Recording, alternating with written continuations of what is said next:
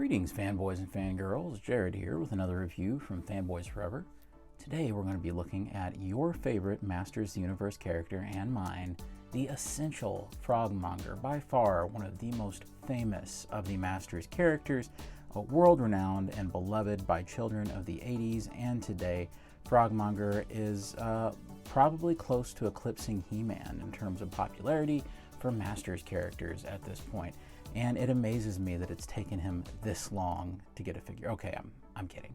Frogmonger is a fairly new creation, but based on a very original old concept from an unexpected source in that vintage line. So, if this character seems unfamiliar to you, you're trying to figure out what all the fuss is about, this is the video for you as we go over the Mattel Creations exclusive Masters of the Universe Origins Frogmonger.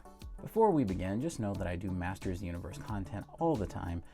If you love Masters and if you just love toys in general, this is definitely the channel for you here at Fanboys Forever. Make sure that you subscribe so you don't miss out on all those new videos coming up. And of course, be sure to like the video as it helps the algorithm kind of do its thing, and it helps us out tremendously, and we really appreciate it. With all that out of the way, let's begin. So of course, I always start out trying not to overlook these incredible shipper boxes that Mattel Creations provides for its exclusive figures. Recently, I reviewed the Dark Lyn figure, the powered up evil Lyn from the end of Revelation, and it too was from Mattel Creations, but you could sort of tell that maybe it necessarily wasn't originally envisioned that way because the shipper box it had no artwork on it. It was just the logo for Masters of the Universe Revelation. So I didn't even bother covering it. But this one, on the other hand, is just as excellent as all of those other previous ones that we've gotten before. And I always love seeing this artwork, so it's spectacular.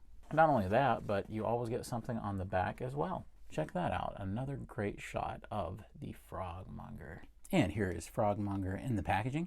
You can see they have some really cool new artwork. Of course, this is the same art that we saw the pencil outline drawing for on the front right there in the corner. You can see that it has the usual monikers, and it also says that he is the Dungeon Dweller of Castle Grayskull. And on the back, we have some spectacular artwork, of course derived from one of those pencil drawings on the shipper box. Even more so than many of the figures that we review here on the channel, which sometimes can definitely stretch towards the esoteric, we definitely need to talk a little bit about who Frogmonger even is. The name Frogmonger and the persona of the character is something that is newly created for this line. However, it is very strongly based on the roots of something that comes from the original line. In the Dungeon Great of Castle Grayskull, you can see on that sticker, of course in the original and the Origins version, the Classics version, whichever one, that there's an assortment of all kinds of strange limbs and tentacles and creatures that are under that Dungeon Great. And for years, people have kind of wondered, well, what are those things and why are they there?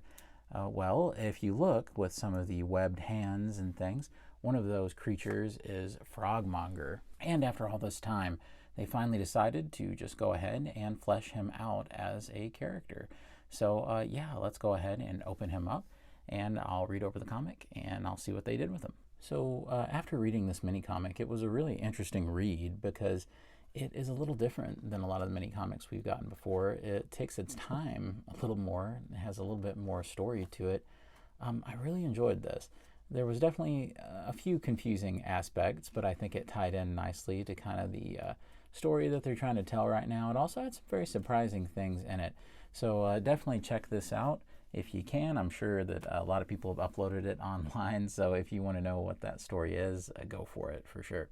So let's get right into Frogmonger here. You can see that the actual figure itself has quite a bit when it comes to new tooling, and a little bit more than I expected anyway. For one thing, Frogmonger has, of course, a completely new head sculpt. It is very Snake Man-like, and almost like something you would have seen this year when it comes to all the different varying releases of Snake Men we've been getting. Also, the chest is really cool and has a very unique design. This actual pattern reminds me quite a bit of Kamen Rider J, which is a very obscure reference. If you get it, then wow, maybe we should be friends. There's also quite a bit of reuse as well, and you'll see things like, you know, the legs and the shoulders and these biceps and things, and I like his frog-like hands that he's got, and the cool little fins on the legs and the monster feet. So everything looks really cool. So I think overall he's really neat. He's quite a bit more neon green than you might anticipate him to be. So it's showing up really super vibrant on camera. It was hard for me to even dull it down a little when I was doing my initial camera settings. I really like, in terms of neat original pieces, this neck brace thing that he's got. I'm not sure what the point of it is necessarily. The comic doesn't give you anything like that. It seems more like just something he's wearing. However, on the back, it has like kind of a tube or an air tank even sort of looking thing, or maybe a weapon. Not really sure what it is. Lots and lots of swirly silver plastic right here. As a matter of fact, it's kind of shockingly swirly on mine, so I don't know what that's about or what the deal is. I'm going to say it's like battle damage. It's wear. That's how I'm going to sleep at night. We do have one unseemly little join here in the sculpt where I guess it's molded together, and that's a little distracting. One interesting choice that they made was the paint application right here on the collar.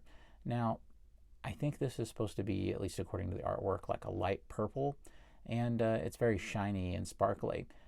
But you may be forgiven for just thinking that it was the same color of silver as the rest of the collar.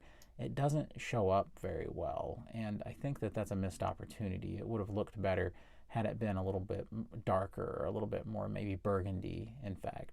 So I do think that's a little bit of a missed opportunity visually. Giving a little bit more attention to this head sculpt here, I really do think that this is good work, particularly because this is a chance for Mattel sculptors to do a brand new kind of snake man / lizard sort of thing. It is, of course, sort of based on the little frog creature you see in the dungeon. I really do like the paint applications on the eyes. They do a good job of selling kind of you see how that isn't just a black circle. Instead, it kind of goes in with a little bit of yellow and then swirls up. I think that does a really good job of selling like a cartoon aesthetic in the eyes, almost like light is shining off of the pupils. So I think that's really nice. The teeth, I think, it's a great idea that they're yellow, because that contrasts really nicely against all the black in the well of the mouth. And right over here on the gun, this is interesting because it kind of looks like a blaster of some sort, like a Flash Gordon laser gun, except it has almost like a little trident design at the end, so it kind of maintains that frog amphibian-esque sort of feel to it. And then I really do like his purple furry underwear with the yellow belt. And the yellow spots on the arms and the legs really do a lot in terms of bringing this figure out and doing quite a bit of the heavy lifting in terms of making it more interesting. One pleasant surprise that I had with this figure was definitely that the quality was there. There wasn't any real kind of paint problem, no sort of weird blemishes or strange things happening with it. And a lot of the times when I've ordered something from Mattel Creations, that's unfortunately been the case. There's something I would have changed, or something wasn't quite right, or just all the way around it was a little sloppy. Not this time. If there had been like 10 of these guys, I don't think, on a store shelf, I don't think I could have picked out a better one. So I am very happy with how that went. Of course, in terms of articulation, there's really nothing unusual going on here. So, of course, I'm not going to go over the whole suite of articulation. However, the one funny thing that's going on with this guy is just how easy it is to separate him at the waist. He has much less resistance than a lot of the other figures. Of course, for people who are unfamiliar with this line, you're supposed to be able to do this. You're supposed to be able to mix and match pieces and hook them together. But this guy, he really doesn't hardly have any resistance. Now, it isn't to the point where it falls off or anything like that, but you can't really like use this as like a base to hold while you're trying to change a pose or something, because he'll just come apart. So you can see that even with the pressure of me just pulling his arm, that was all it took to separate. Of course, there's some hacks for this and some ways to fix it. I shouldn't have to, but chances are, you could put a little bit of nail polish, clear nail polish or something right on there, or a little bit of super glue, and that would shore it up. A little strange, though. It makes me a little concerned that the more and more they reuse these pieces, that the looser they're getting, or perhaps, they're not fitting together as tightly as they were. It's not a huge concern, but it's definitely something to keep an eye out for. Of course, anybody who's been watching this channel for some time knows that my favorite figures they release in Origins are the ones where they do a new character, or they do a new spin on something, or they release something that fans have been wanting for a long time, but it's never been in action figure form. And the Dungeon Great characters are definitely fits into this category. I love that, and I especially love that they did Frogmonger, this little guy who I never thought, the little guy looking up to the Great, would get his own figure. Never mind an entire story in a mini comic that does a pretty good job of explaining who he is and why he's down there. And it wasn't exactly what I expected. Some of it was, but a lot of it wasn't. On the last page of that mini comic, there's something really cool. According to the mini comic that he includes, there is some sort of connection to the Snake Men. And so it is cool to kind of get them together. He's definitely not one of the Snake Men in terms of being an allegiance to their faction or anything like that, but it is still kind of a cool thing to see them side by side. And just for fun, here he is alongside of the Snake Armor HeMan. And here's Frogmonger's third cousin, Lizard Man. I don't know, you just had to be there, I guess, but back in 2008, 2009 or so, the HeMan.org was a weird place to be. Especially you'd see like polls where people were demanding Lizard Man. It got weird. So, yeah, y'all got him. I think that too often we forget here in the Origins Collectors community what a gift that the modular nature of these figures really is. And as a nice little reminder, I present to you Snake Armor Frogmonger. That's right, Eternia's chosen champion. No, seriously, this is awesome. You can do this. This is so crazy. Oh man, yeah, the potential for the part swapping is just crazy with this guy. You know what?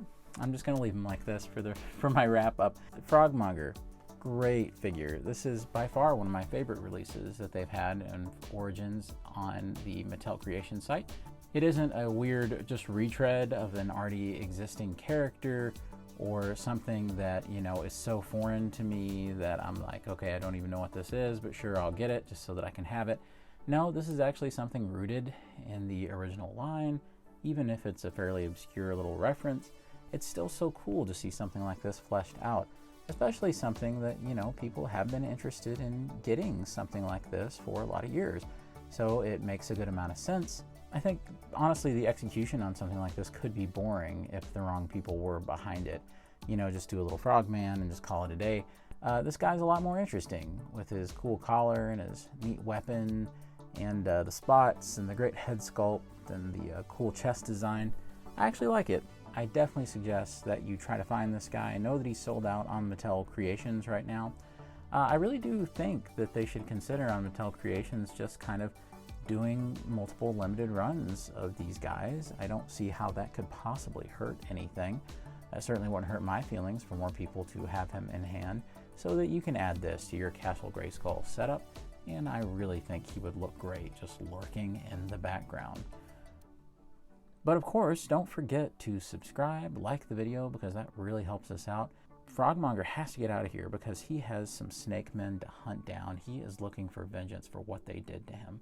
And until next time, I certainly hope that you guys have enjoyed the review. And of course, God bless you and yours. And I'll see you on Fanboys Forever. Fanboy out.